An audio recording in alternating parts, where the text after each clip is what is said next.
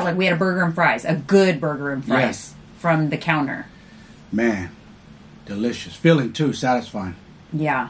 You know, that snacking, just empty calories. I get it's your cheat day, but I can't just do empty calories. Like, imagine it was just donuts. It's just unsatisfying. Like, I love donuts and I love chips, but I can't eat that all day. No. I need hearty. I can, but then I feel like crap. I need like protein. yesterday, I felt good.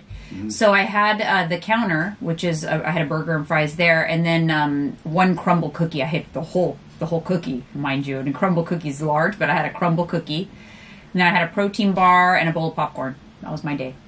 See? It was fine. Kept it chill. You feel good. Yeah, huh? it feels like I kept it chill, right? That still equates to 2,000 calories. Wow. You know? Yeah. It's see? And that's monitoring it. Yeah. For me, easily I can eat 4,000 calories without question. So that's why I said the biggest difference for me is just monitoring my weekend calories. And I've been super active. Because, let's be honest, you could smash a burrito right now if you wanted to. Oh, yeah. Easy. Oh, yeah. Super. I could have ate again last night. Yeah. I was ready to eat again, for sure. So, but I felt fine. I feel good today. And, yeah, I feel good. And we walked 3.3 1/4 We walked miles. we walked 3 1/4 miles this morning. So I like that new routine. Notice we're starting a new routine, a new pre-podcast walk. And I love that because then right in the morning I get the biggest bulk of my step requirement out of the way. I am at 7,400 steps. And you're on a mission of 10,000 daily. Yeah, 10,000 now my goal was 10,000 3 times a week, but I'm hitting it 10,000 every day. It's kind of like I got addicted to the achievement. Yeah. And I'm like, yes, it feels good. Yeah, it does. It feels good. I like feeling... You're moving. The more you move, the more energy you have. Yes. Because the more oxygen that's actively flowing to your organs and everything is operating optimally and you have more energy. And another thing about walking, the beauty of it, you're pounding the pavement, so it means your bones, strengthening your bones. Don't you notice on the walks you see a lot of older people walking? Yeah. They know, they're moving. It's important. Doesn't matter. Some of them move very slow, but they're moving. They're out there, they're moving. That's all that matters. Yeah. So it was the first time we had gone out to Santana Row in a while because it's been raining in California for weeks. And so the cheat days, Saturdays, or the weekends, I've just wanted to kind of hunker down. Yeah. But now that it's sunny, it's like, let's go out and walk. And it was nice because not only did we have a meal, we got our steps in. I did almost 12,000 steps on a Saturday. Pretty good. Plus, that's like the absolute best for digestion, not sitting down. Yeah. Go and you walk mean after around. you eat? And we walked a low intensity walk. We walked at least a quarter mile, if not more, yesterday after we ate. Oh, a mile. Oh, after we ate? I marked it on my thing. When we walked around, it was a mile. See, it's easy though. We don't even think about it. You're just walking, what your body's supposed to do. There was a lot of people out, but let me tell you, man, I was so frustrated because there's nothing in stock. I went out with a purpose. Actually, I went 2 purposes. So one got done. So because I went to Lululemon to they alter your pants for free, and my groove pants, my flared ones, I noticed they're just a tad too long, and because of that, I don't reach for them as much. They're just not the right length, and Lululemon will hem them for free. So I took them in, they measured them, they'll call me in 3 days, so I'm going to go pick them up in a few days. But then I also had a list of things I wanted to get at Sephora. Every single item on my list was out of stock. Every single item. And I had 7 items. Sound the alarms, you guys. Oh, I was so irritated. And then there's a second Sephora inside of Valley Fair. I went into that one, every item out of stock.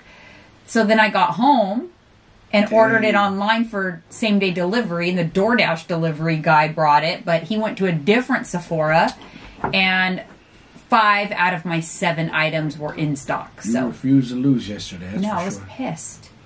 It's just annoying. It's annoying when, like, I don't know, I just don't understand what's going on in the stores. I feel like, even like when we go to Target and stuff, like sometimes I'll go get my like shredded chicken at Target and the entire case is empty. Hey, speaking of that, not to get off subject. Oh, that's your favorite saying, by the way, not to get off topic, but... They say a food shortage might be coming. I hope they're wrong. So, why? I don't know. Why are you whispering? No, I'm saying you worried food that shortage. They're listening? Nah, food shortage might be coming. They're saying. Uh-huh. So hopefully they're wrong on that, because I notice the shelves empty too when I go to different Targets. Like, hold up, what's going on? Never was like this before. What's happening over here? I don't know. And well, it's a supply chain shortage in general. I don't know what that means exactly. The rug and say, well, we have less to sell you and up the prices on us like gasoline. They're already doing that. I know. They're already doing that. There's all these surcharges on your bill. If you're going to a restaurant lately and look at the bill, there's like a million line items. The health tax, the this tax, the gratuity. It's all added in. Yeah, I know. It's crazy. And where does it really go to? I don't know. Exactly. It's insane. It's just crazy. To me, it's like every time I'm at like Target or something and I pay attention to other people in line, like young couples and families with little kids and stuff, and I look at them and I go, man, it's expensive to live.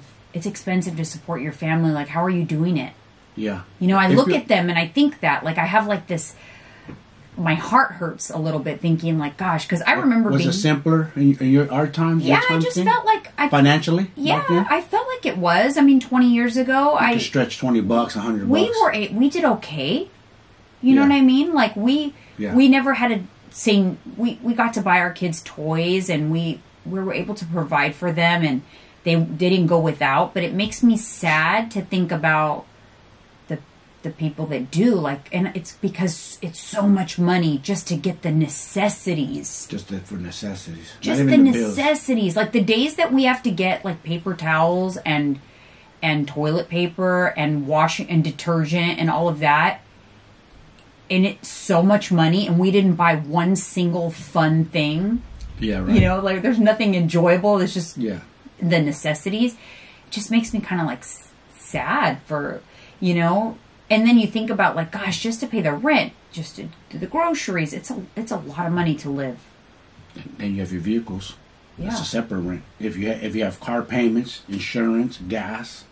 And then if your car breaks down, I don't know. It's a lot. It takes a lot. Yes. And I know, like I'm an empath, and you know what I did notice? I do know where I get this from. It's like my parents were empaths too. Like it physically bothers them. Like my dad has a hard time, you know, he struggles with depression. One of the reasons he has a hard time leaving the house is there's a lot of homeless like in San Jose, and if he encounters like a homeless, it really gets to him. Yeah. Like it just messes him up. He can't stand like those encampments where you see the tents and stuff. Like it really impacts his mood. And it probably boggles his mind because your father is an immigrant. He comes to this nation, which is one of the richest, if not the richest countries in the world. And we have a huge homeless problem here. It shouldn't be this way. We have more than enough money that we know what to do with. We have more than enough billionaires on planet.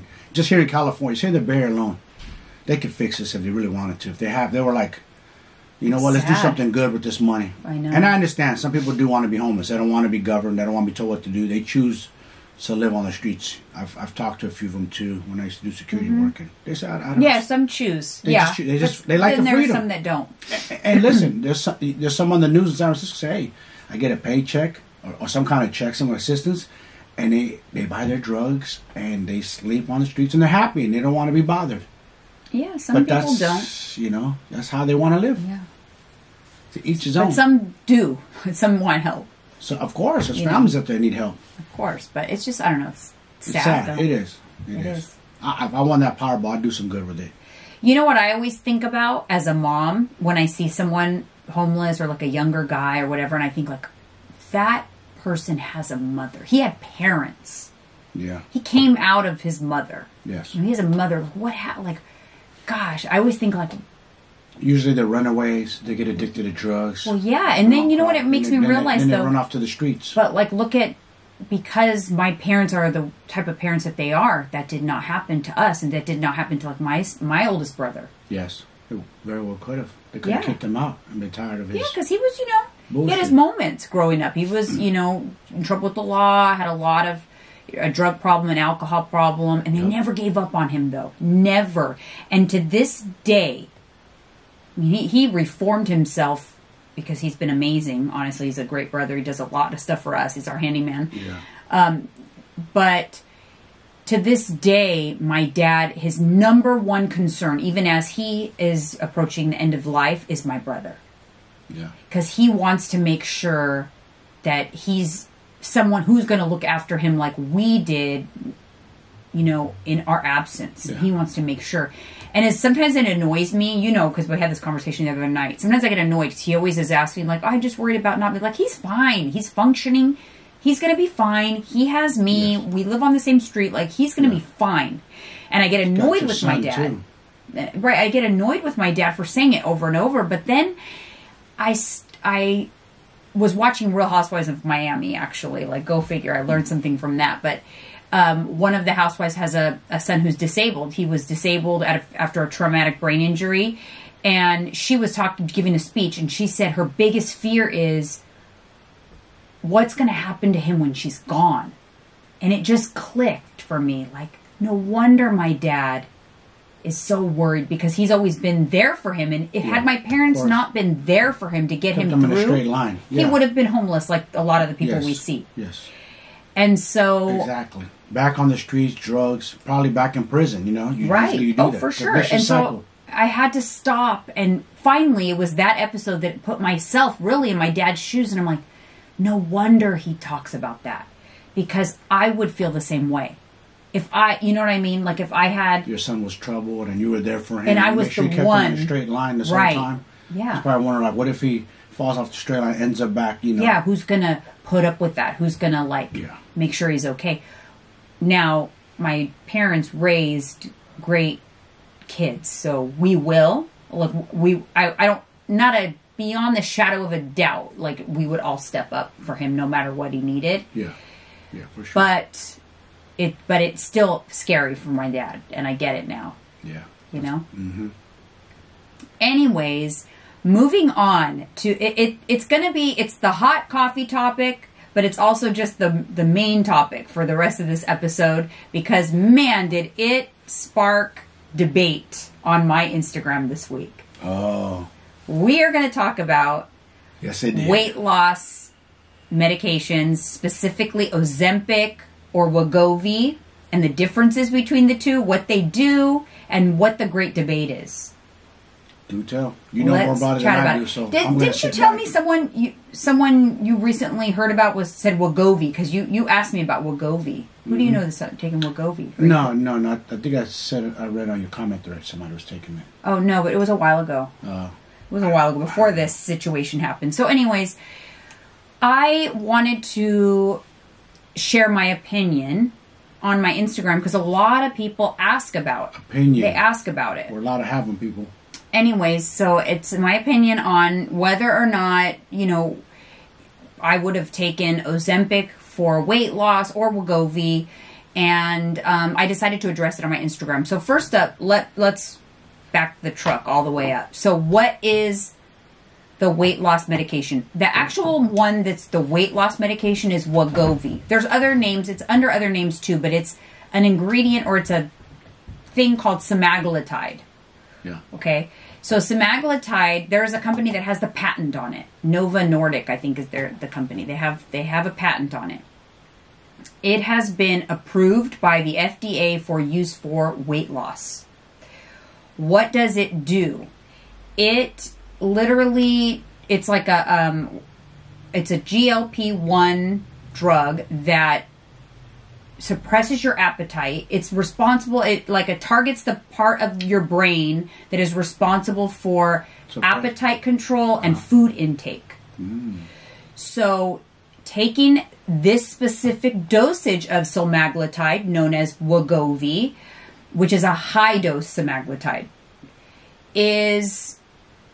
basically curbs your appetite, right? But this drug was also previously used for, and is currently used for, but initially used for diabetics. But in much smaller doses. Because I've had some people say, but I'm on Ozempic and it doesn't help me lose weight. Well, the weight loss benefits come at higher dosages of semaglutide. So Ozempic is what is being prescribed for diabetics to control blood sugar and insulin response. Okay, for type 2 diabetes. But the FDA has approved off-label use for Ozempic for weight loss as well. Because it's basically the same thing, just packaged differently. Yeah, and in order to get the weight loss benefits, you just have to take more Ozempic. But it's the same thing, semaglutide. Yeah. Okay. So how does it work for weight loss? Like I said, it will basically is responsible for the receptors in the brain that control appetite and food intake. So you eat less. It basically results in a calorie deficit without having... someone described it very well on my Instagram that said it kind of just quieted the food chatter. Yes. Food is not... That. Yes. Food is just not on your mind. You know how like food is always, when's my next meal? What am I going to eat? Yeah. I love food. That's how I feel. I like the food chatter though. That's the interesting thing. I like food chatter because I just thoroughly enjoy food. Yeah. So anyways, that's the gist of what these drugs are. Now, there's a lot of debate because now there's a shortage of Ozempic because there's a shortage of Wegovy. Obviously, there's a shortage of that, and now people are taking Ozempic instead of Wegovy, and now diabetics can't get their medication. Oh, man. So that's one of the debates. So one of the debates is people are upset because now that weight loss is trendy, I can't get my diabetes medication. Here's the thing. Weight loss is trendy. Weight loss is not trendy. Yeah, exactly. Okay. That's funny to me. And people are thinking like they have a valid reason to take the medication because they're diabetic, but someone who's wanting to use it for weight loss doesn't have they have just as valid of a reason. Yeah, like obesity. Obesity is also killing them. Exactly. And doesn't obesity lead to diabetes? Yes. What makes your case more special? Yeah. Okay? Exactly. I know I'm going to ruffle some feathers, but it is what it is. I'm entitled to my opinion. You do not have to agree with me, and you do not have to agree with this opinion to still like me. That's what I was trying to say to someone on my Instagram. Like, hey, we look. can agree to disagree. It's okay. Look, can we just have a healthy conversation? I think everyone has their points. But some of the things that I heard was like, yeah, but obesity is self-inflicted. I think that's a very ignorant thing to say, because I could also say that about diabetes. Yeah, true. I know it runs in my family. I could also say that about cancer, right? You don't say that someone who has lung cancer can't get their treatment because they smoked, so they self-inflicted, they got their cancer. That was a very ignorant comment somebody made. But my thing is this. I personally think it's definitely an option to be explored. It's not for everybody, though. And the people that are technically qualified to take, like, the Wegovy dosage for weight loss, they have to have a BMI over, or they're supposed to. Recommendation is that they have a BMI over 30 or 27 with comorbidities, meaning they have a BMI of 27, they're pre-diabetic, diabetic, chronic heart disease. They're knocking at the door. Right. 1 foot in, 1 foot out. So it's not for, and shouldn't be, used for people who only have a little bit of weight to lose with no health risks. It's not a shortcut, and we're going to get into that. It's not a shortcut. You think people are abusing it? Like really doing it? Like don't need to be doing it? Well, the rumor is, and the chatter is that celebrities and stuff, they're getting their hands on it and using it even though they don't qualify as obese. If you heard that, it's probably true. Yeah. I hate to say it, Of but course. they get their hand, and anything that's going to help them enhance their looks or look better for the camera, yes, they're on it. So they're getting it, and they're losing weight, and this is where people get upset, like because of the trend now the trend is being really thin again. It's going back? The pendulum is swinging. Swinging? Yeah. No more thick hips, big old exaggerated boobs. No, so it's going away. It's gone. The pendulum is swinging, and so then now that's why people are saying, oh, because weight loss is trendy. You're talking about a very, very small percentage of people that are out there that are getting their hands on it using it in a way that they shouldn't use it. Newsflash for everybody who's listening to this. Newsflash. Humans do this. Everybody always does this. They always use things the way in which they are not intended. That's why we have addiction. That's why we have... True. You're never going to stop that. I'm guilty. You're never going to stop that. I abused it and it led down a dark road. A benzodiazepine is a perfectly, that's me. appropriate pill to take for someone who has anxiety or panic disorder. Yes. But then you've got people who are going to abuse it and take it to get a high or whatever. Pain pills, someone who has an injury. They take a pain medication as directed. There's always going to be people that use things and abuse things, but that's not what we should base the opinion on whether something is proper or not on. Because there's always going to be people who abuse things, even things that are good. Exactly. Okay? Always. That's You've got people who abuse exercise and they become orthorexic. They exercise too much. Yes. You know, so... You're right. I haven't heard that word in so many years.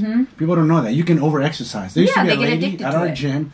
I remember her. She was doing cardio, I don't know, 3, 4, 5 hours a day maybe. She was probably orthorexic like and this. anorexic. Yes. Yeah. Like, what are you doing? You need to be doing resistance training. Hand in hand.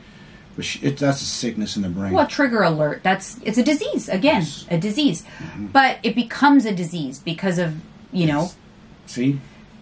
Too much water, you drown. If you drink too much water, you drown yourself. So the big question to me was, would I have done it? As most of you know, I at one point in my life weighed 220 pounds. And if I had gone to the doctor and they said, hey, your BMI is high, you're obese, you are pre-diabetic and this and that, and do you want to get on this medication that help you? I would have been like, hell yeah, sign me up. See? That's you, though. You're not telling people to do it. You're saying yourself. I would have. Yes. Now, let's get further into it. Here's what's the other controversy with this. People are coming out saying they got on the medication, they lost the weight, they got off the medication, they gained the weight back. Why does this happen? Because all the medication is doing is suppressing your appetite. It's not fixing anything or changing anything in your body. You're just eating less and losing weight. So if you stop taking a medication that suppresses your appetite, guess what? Your appetite comes back. You know what I think they think? They think it's like an arcade game, like Miss Pac-Man's in there and it's going eating fat away. That's not what it's doing. Yeah, no, you just not what lost this pill weight. is doing. Their fat cells are still there. They're just empty. They'll refill when you start eating more. They're there. So how do you combat that? So doctors I've heard talk about it say, oh, when the medication is prescribed accurately for someone who is obese and at risk of death due to their obesity, the intention is that you take the medication forever. The intention is that you take it just like somebody with high blood pressure. Like I take my... Yes. You take it because when you stop, if you stop taking your medication, that medication's not fixing anything. No. It is simply keeping your blood pressure at a normal level. Yeah. So if you stop taking it, your blood pressure will elevate. The same is true for Wegovy and Ozempic for weight loss. When you stop, so a lot of people that are commenting, you know, that I've had conversations with or whatever, their intention is to lose the weight, get off of it, but through the process of losing the weight, implement their healthy lifestyle routines and exercise routines so that they can keep the weight off. I think that intention is great, and it's important to have that intention. I still think it will be very difficult for them to keep the weight off. Yeah, why is that? I think it's going to be very difficult. Mental battle? Because when your appetite comes, it's a lot easier to sustain macros or a meal plan and all of that when your appetite is suppressed. Yeah, true. You're right about that. When your appetite comes back, all of your logical thinking goes out the window. That hunger demon overpowers. Now, do I think you only have a fighting chance if during the course of your weight loss you implemented lifestyle modifications? That's the only fighting chance you had. I've seen people on TikTok that are taking the medication, they're so excited about their weight loss, but then all they eat is French fries. That's all they crave, that's all they want, French fries. You know what their body's looking like in their blood work if that's all they're eating? Terrible. So here's the thing, because it suppresses your appetite, you know, are you going to be eating the things that you need to eat?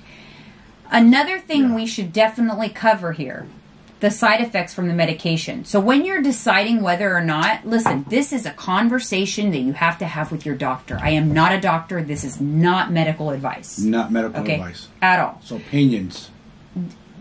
This is something you need to discuss with your doctor because you need to weigh out the benefits versus the side effects. Pros and cons. Okay? Always. So some of the side effects, short term, because it's a high dose, So you're going, remember, suppresses your appetite. It's going to make you feel nauseous, potentially vomit, diarrhea, muscle cramping. Ouch. Not pleasant. Not everybody has those side effects. But you don't want, that doesn't sound very good, right? Nope. So the higher dosages that are going to get you the weight loss benefits, that's where the side effects come in. And when you feel that way, you definitely don't feel like eating. That's so true. obviously, you've been there. Yeah, obviously. What do you feel like when you're nauseous and throwing? Terrible. Like you want to die. Yeah, you don't want to eat. Nope. So, you know, when you don't feel like eating, are you going to want to eat the nutritious things or get your protein in, track macro? No, you're going to eat whatever it is you can tolerate. I was just thinking about that. Like when you think of protein, like mentally, you're like, yeah, I love meat and all, but let me tell you, donuts and that's not pizza what you crave, and right. all that other stuff. Ice cream sounds way better. Right. I hate to say it. I hate to tell you the truth, Right. but that's the honest truth. So, you know, that's a problem. That's a potential issue is the foods you're going to eat, it's kind of the same, a lot of the same things that come along with weight loss surgery as well. Lap band and all that. Yeah, because your stomach is so small, yes. you only have a room for a little bit, so you don't want it to be the nutritious stuff. You want it to be the goodies. Yeah. You know, a frappuccino or something. Yeah. You know? So that's a potential... Jessica. Yeah. So, you know, that's a potential problem that I could foresee with it. But...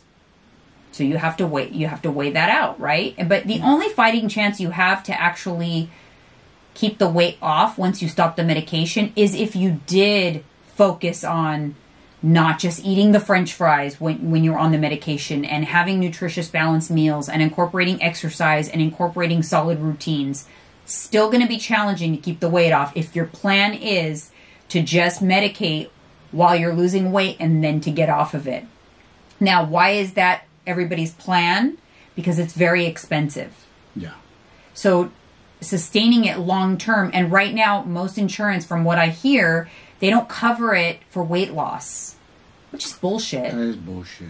Because if I'm obese, I'm just throwing it out. If I'm obese, and I've been close to it, I probably have been obese when I was 250. For sure, that's obese, right? 100%, babe. Okay. Sorry. So, yes. So if I went the other direction, like say I went to 300. And I needed his help to get the weight off because it could save my life because I have diabetes. Now that I'm battling, I have had blood pressure, silent killer. I have two things. I got a heart disease in my family too. So you mean to tell me it doesn't matter for weight loss? I know. I think they're looking at it like a physical. No, cosmetic. Some people, cosmetic. No, but it shouldn't be because obesity is a disease and it's it causes death just like those other things, and it leads to the diseases that cause death. So what? You only can treat it once the disease is present. Yeah. So like if obesity is leading to diabetes, they won't cover the medication for the obesity, but as soon as they get diabetes, we'll cover the Ozempic for diabetes, the Ozempic dosage. But it's kind of bullshit. I wish this thing came out 10 years ago. My mother would have been the perfect candidate for this. She would have. She could still be here with this. So that is what my opinion is. Number one, would I have used it? Yes, but I was obese. Okay, so there. I didn't have just 25 pounds to lose. I had 100 pounds to lose. Would I have used it? Yes. It's a whole person. Do I agree with people using it for weight loss? Yes. Only if you have a significant amount of weight to lose. If you're obese and you have already attempted lifestyle modifications and are unsuccessful. Okay, it shouldn't be your first line of defense. You should try other things first. Now, I mean, let's break it all the way down, right? What does it do? It suppresses your appetite and it delays gastric emptying. What are other things that do that? I actually grabbed a couple of things that I use, and I've talked about this openly even before this debate. When I go into a calorie deficit, what do? I care about appetite control. I up my fiber. I'm basically doing the things that Wegovy does, right? So let me grab these things. Show them the little secrets. Turned off. Okay. I take a fat burner. Doesn't burn fat. Okay. Doesn't melt fat. Doesn't do any. Don't listen to the marketing of it. But it has green tea in there, caffeine, and it gives me energy and suppresses my appetite. So I only take it when I'm cutting. It's INNO Shred. It's the INNO Shred fat burner. So I take that. INNO Cleanse is also from INNO SUPPS. I don't only take it when I'm cutting, but I take it to help keep me regular. So keep my digestive moving. Keep me very, very regular. That's really important as well. Help. Okay? Yes. Mm-hmm. So these are going to help. It's going to do the same things as something like Wegovy. Obviously not on such a, high level. Yeah. But it helps take the edge off with the food chatter.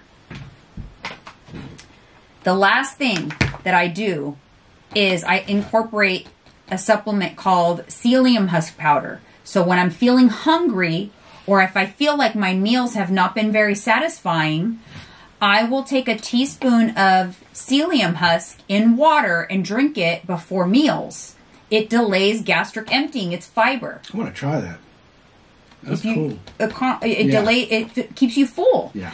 And so try these types of things. Look, if you're out there and you have 20, 25, 30 pounds to lose, try lifestyle modifications with a few tools. This is all I consider these a tools. I also consider Wegovy a tool. It's not the end all be all. It's not the only thing you should be doing. Yeah. No. But if you don't qualify for something so extreme, or you don't want to risk those side effects, try something on a lower scale. Yeah. Like these types of things, the tips that I give my clients when I'm in a calorie deficit. Let's just say, like, fast forward. By the way, the medication is an injection. It's invasive. Oh, it's not even a pill. It's a once weekly injection that you have to inject yourself. Oh. So it's an injection. I wonder if it's like a steroid equivalent to a man getting a steroid shot. I don't know, but you have to do it to yourself. It doesn't feel the most pleasant. Here's a couple of other things I wanted to point out. So let's pretend that they approved it for all weight loss, and that it was just an easy thing. You just gave yourself a little injection and you could lose, 10 pounds in a month really easily. Would I do that? No, I absolutely would not do that, because I don't like the feeling of not loving food. Remember, you are going to give something up. Yeah. You're giving that up. You are giving up because you will literally eat to live and not live to eat.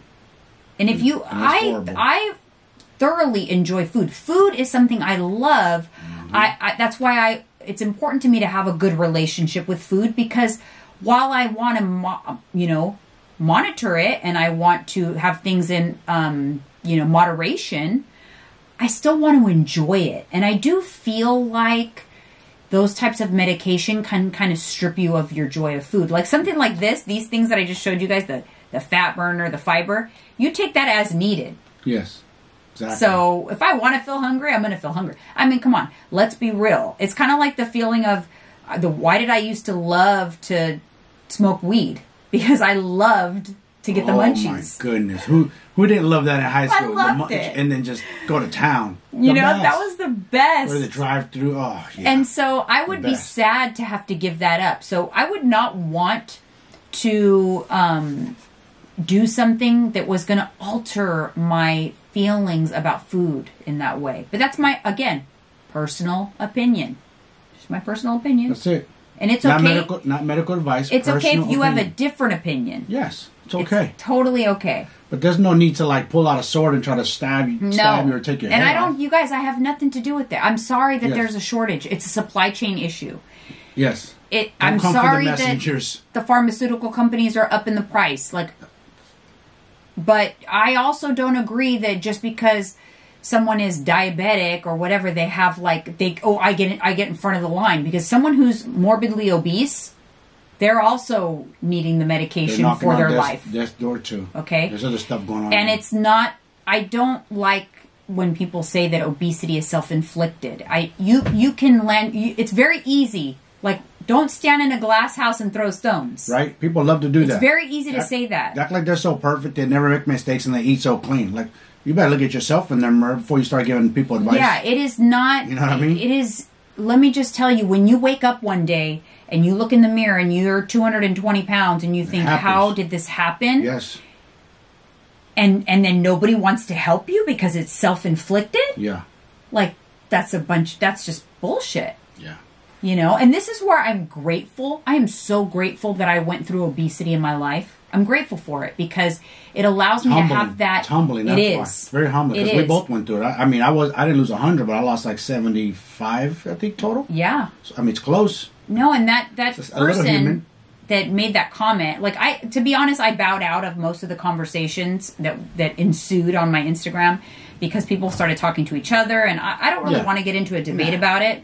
Do what Joe Rogan does, post and ghost. But I did make the comment back to the person who said that, and I said, that is extremely ignorant. It is. That is extremely ignorant because that you can have that argument about a lot of disease. It doesn't mean that people don't need help, and it's very easy to say that, but you don't know what it's like to wake up one day and be obese and not even realize how you got there. Quick. You certainly don't feel like you did it to yourself. You just feel like it just happened landed. Overnight. It happened. That's how I felt. It's the same way as losing the weight. What does the analogy use?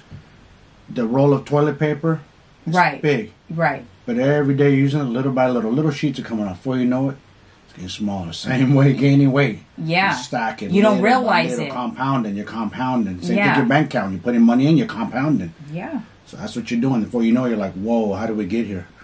It happens. You got to remember, obesity is a psychological, in my opinion, issue. It has a lot to do with the brain. Mostly. Why do you think this medication is hijacking the brain? You think it's the stomach because you're hungry? Because, we feel it here. So it's my stomach, the hunger pains.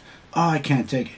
No, it's your brain sending signals to your stomach. So it literally is like affecting that hormone in the brain that regulates your appetite. It's happening here. Nothing is happening physically, and it's just a switch in the brain. Yeah, and you know what's crazy? It's not just America. Obesity is affecting even China's starting to get hit with it. Other countries that weren't before. Their people too are starting to get affected by obesity.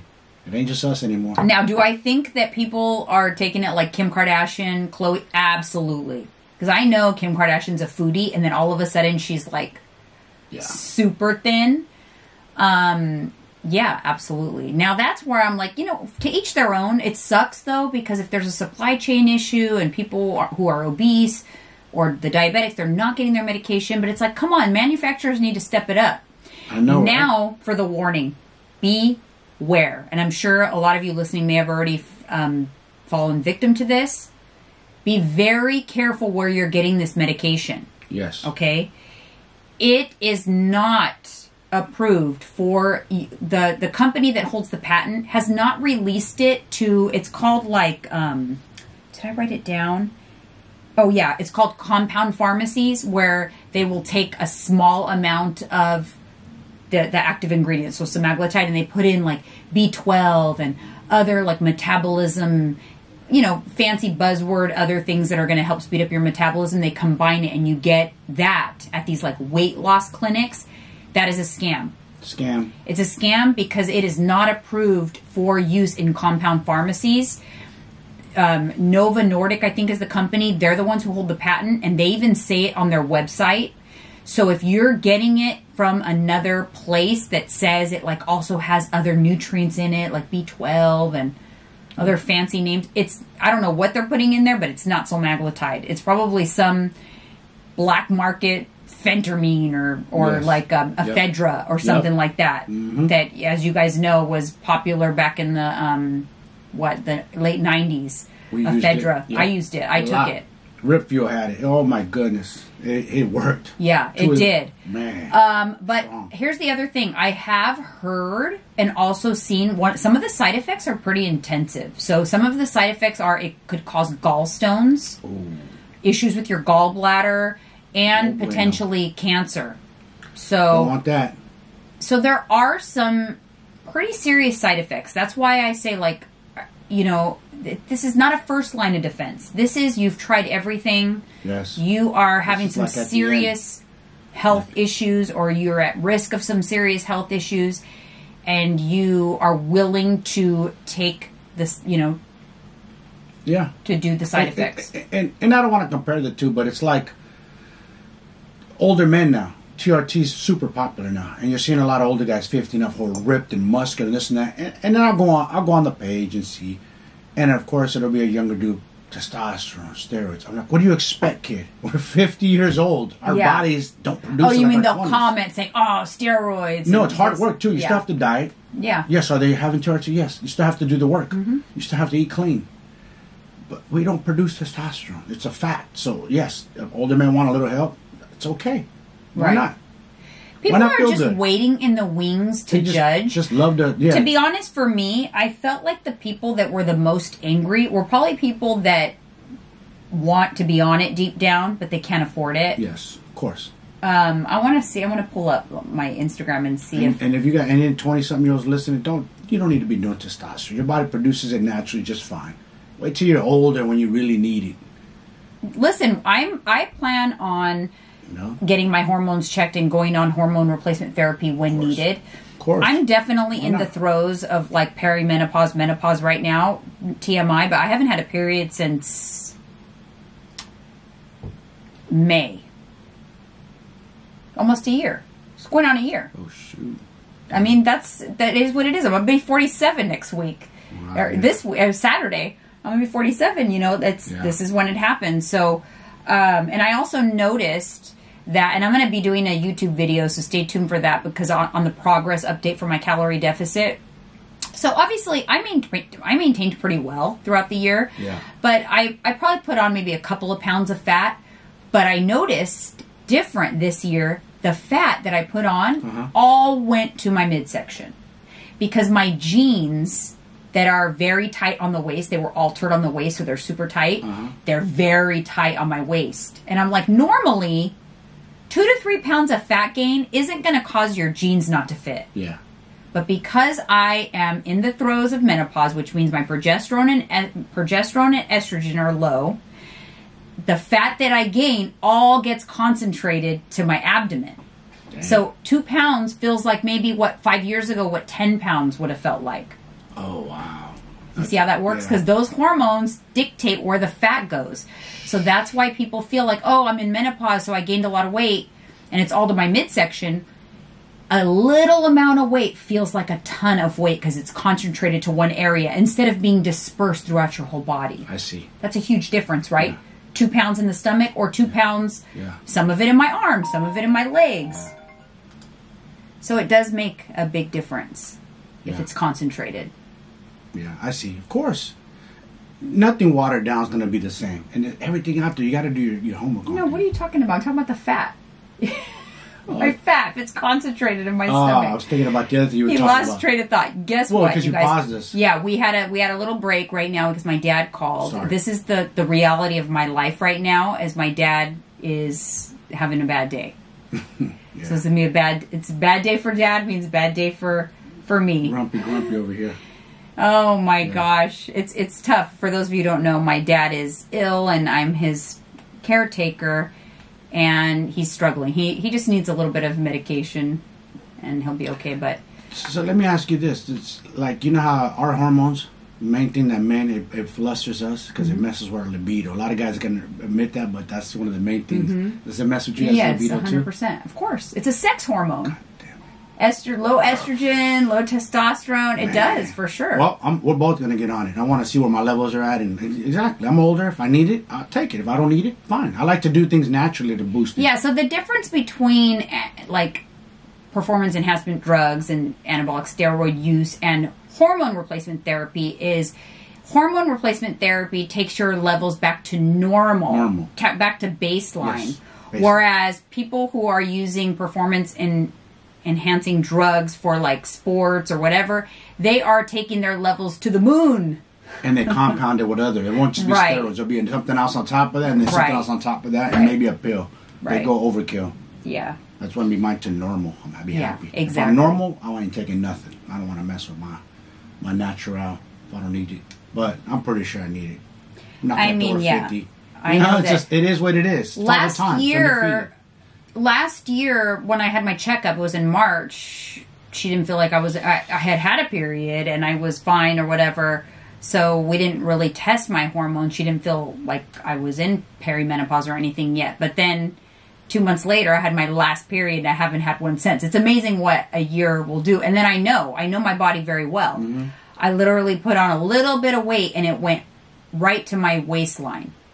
And so that's why for my cut, I didn't do I didn't weigh myself. I could care less what the scale said. I put those jeans on that were so tight I couldn't even zip them. And I took a picture of the jeans. And then, so I'm monitoring how the jeans fit. And that's how I'm monitoring whether the fat's going away or not. Because I know where it went. There's no mystery there. It went to my midsection. So that's what I will be updating on. It's crazy YouTube. how fat travels. Then you got some people who are built different. They'll have a small waistline, but it all goes to their thighs. But for women, even if for their whole life they've always gained weight in their lower half or whatever, when you enter menopause, you'll notice a shift in that distribution. Damn. It does go, because progesterone is the hormone that dictates your, usually you will gain fat in your hips, your butt, your legs. Yeah. So when the progesterone is low, the fat goes to your stomach. It's all because you're not fertile anymore. If you're not fertile anymore, there's no need for you to have a womanly shape to attract the male. It's all chemistry and all science. Isn't that crazy? It is. It's all science, because men... You're right. Men get... They attribute a woman as being fertile if they look at her and there's a big waist to hip ratio. It's science. I'm not saying this like on a trivial. This is like our how the chemicals work in the body. Yes. That is that's how... We're designed to procreate. Yes, we're designed to procreate, and it's all... Women have waistlines, but once we're not fertile anymore, our hormones do not preserve the waistline. And the same is to be said for, like, if you have someone who's much younger but has huge... Like, they have maybe huge thighs, and their weight goes all to their lower half. It's because they have high estrogen. Really high estrogen, so it's over-exaggerated going to their lower half, and they have a super saying tiny it's overactive, basically. Super overactive, It's all chemical. And there's all a reason for it. Yes. So there's a reason unique. for it. Like, who made us? Like, I know there's people religious in this God. Yes, something made us, but it's just... It's amazing crazy what our bodies do. Our cells do everything. And how did we figure it out? Who figured out that there's a mitochondria inside of a cell that's responsible for energy and yada, yada, yada? Muscle, yes. It's a mind F. Yes, it is. How do we figure this all out? Oh, gosh, it's a mind F. But anyways, I'm glad there are scientists figuring stuff out. Yes. And I am glad, even though it's coming with controversy, that there are starting to be more options besides just weight loss surgery for people struggling with obesity. Yep. Of course, I'm a weight loss coach. I still believe in lifestyle modifications. You still need to do them if you even want a fighting chance to retain those results. Or if you want to try, lifestyle modifications first before even thinking about something like that. But I'm glad for technology and science. And I always have told you guys, this. I've said this from the beginning. I do not believe in the magic pill, short-term solutions or whatever.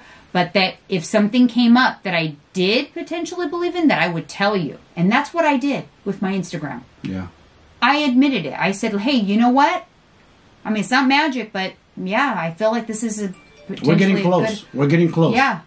I think in the next 10 years, they'll have a magic pill. We're getting close. It's getting close. I mean, to me, this is... It's getting there. I mean, side effects, long-term side effects, more studies, yes. Yeah. It remains to be seen, but I'm definitely...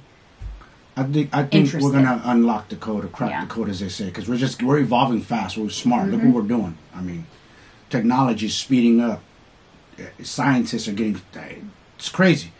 Life's going to be way different in the next 10, 20 years. For sure. So, scary content. Thank you for engaging in a healthy debate. For those of you who engaged in a healthy debate and didn't put anyone down in the process, my Instagram and my TikTok, I appreciate it. I thought it was a good conversation for the most part. Like I said, when things start to get a little crazy, I bow out. So I bowed out of the conversation there, but I wanted to just further give you my full thoughts on the topic. And as always, you guys, thank you so much for listening, for tuning in, and we will see you on the next one. Don't forget to give us a review, you guys. Thank you.